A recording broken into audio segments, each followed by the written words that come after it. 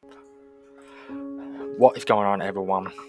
It is Mark from In the Village here, and today we'll be doing an astrological chart reading on Ozzy Osbourne, or John Michael Osbourne as he's legally named. He was born on the 30th December 1948 in Birmingham, England, and he sadly did die on the 22nd of July 2025 England time. Now, this is very sad for the world, because he not only did help create heavy metal as a genre, he did actually help bring occult topics such as astrology, which we are talking about in this video, and things like that in the limelight. So if you don't know your history, back in the 60s, 70s, and probably early 80s, scientists were actively trying to bury the occult. They were saying that things like astrology and things like that were not real, and they had to die, and they had to be buried and never to exist. It wasn't until that him and his bandmates did bring a darkness to his music, which did include the occult, that astrology and things like that then became a bit more mainstream. So we do have to thank you for making this, pretty much this YouTube channel and this brand as a whole as it exists now. So what I'm actually saying, that if it wasn't for his music, it's a very high chance that we as a brand would not exist. So he was an influential man. He was an amazing man that created heavy metal. Not only that, he did bring occult topics to the limelight. My deepest condolences are also with his family. I do want to say that. I'm terribly sorry for your loss, and I really do hope you pull through, as dark and as heavy and as hard as this is right now. Anyway, I do want to get to the video. So, I do want to say one thing is that I could not actually find an accurate birth time. There was one saying he was a Capricorn ascendant, and then another one saying that he was a Scorpio ascendant. Now here in this video, we only want to provide accurate, evidential information. That is our goal. So anything to do with a C rating and below, we will not be using that as a birth chart reading. But what I can provide is his placements. Now while this does not actually say everything, it does give some insight into who he was as a person. So these are his actual placements, without the ascendant and without the houses. So the first thing I do see that his sun was in Sagittarius, which is how the sun is how you express yourself. It's also your ego and your purpose in this world. His Mercury, the way he thinks and communicates, was also in Sagittarius. So this was someone that was very blunt, very unapologetic, said what he thought, and also stood up for his opinions and beliefs. Now we can evidently actually see that in the way that he did stand up for things like LGBTQ and gay rights and things like that. That is what Sagittarians in general do. They're going to always stand up for their opinions, whether people like that or not. It's going to be your problem at the end of the day. That's how they see it. He also did have a very good humour, as we do know that he had an extremely good humour, and that's also Sagittarian's energy. Sagittarians love to joke about things, no matter what it actually is. They will always joke about something. That is also Sagittarian energy. They love to joke. They have very good humour. But not only that, they are very direct, honest people. So always know where you stand with them. They're always going to tell you how it is, and that is pretty much Sagittarian energy.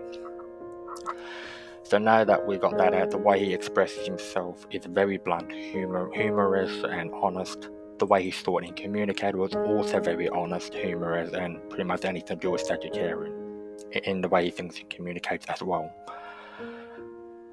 Another thing I do want to look at is his moon was in Capricorn.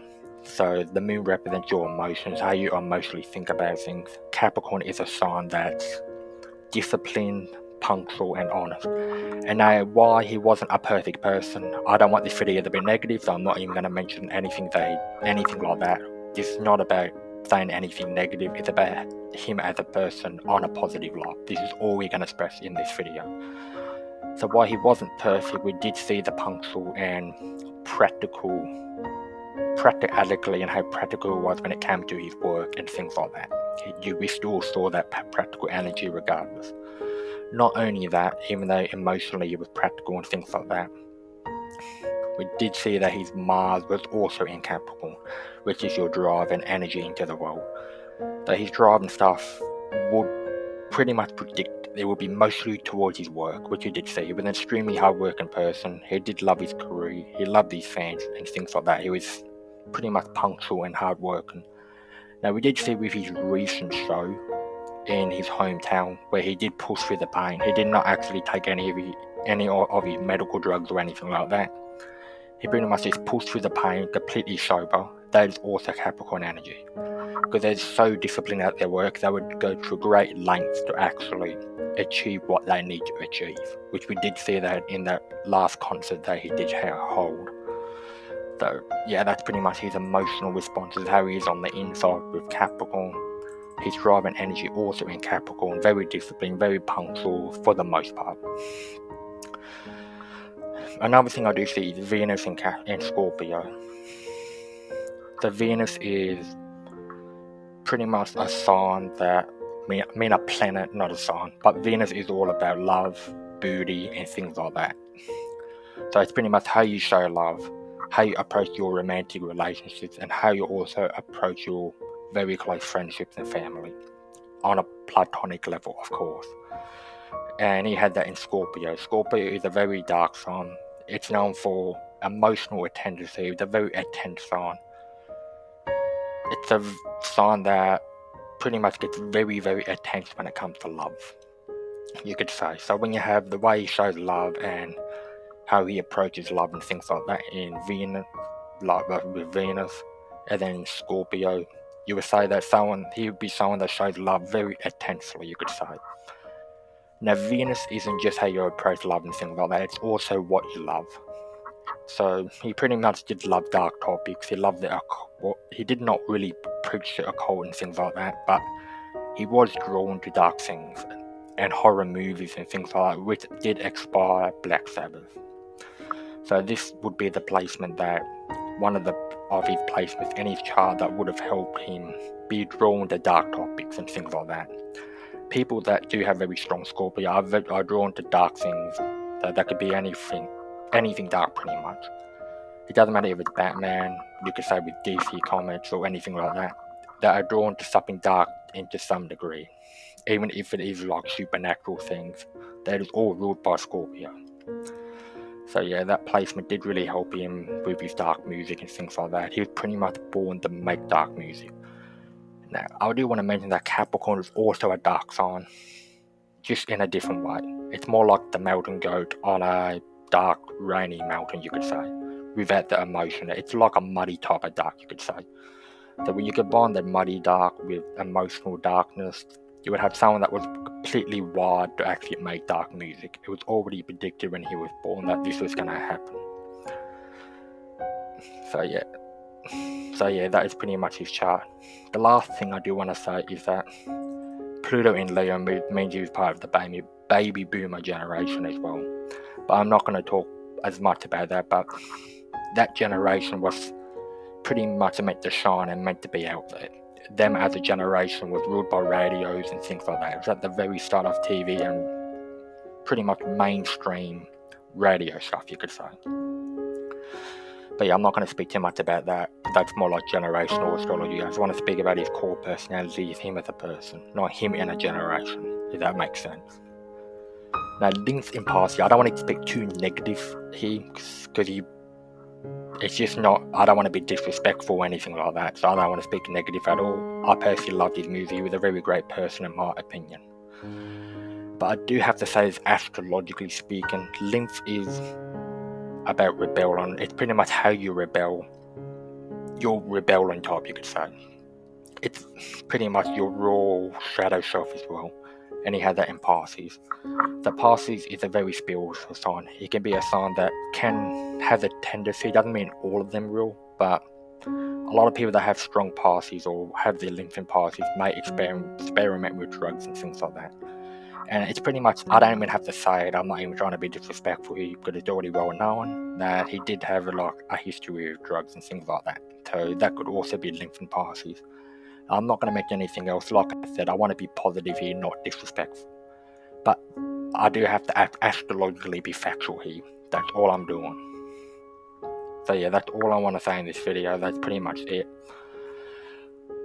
So to wrap this video up, I do want to say Sun Sagittarius with Mercury also in Sagittarius is going to be very blunt, very honest, unapologetic, which we do see that evidently in him when he was alive.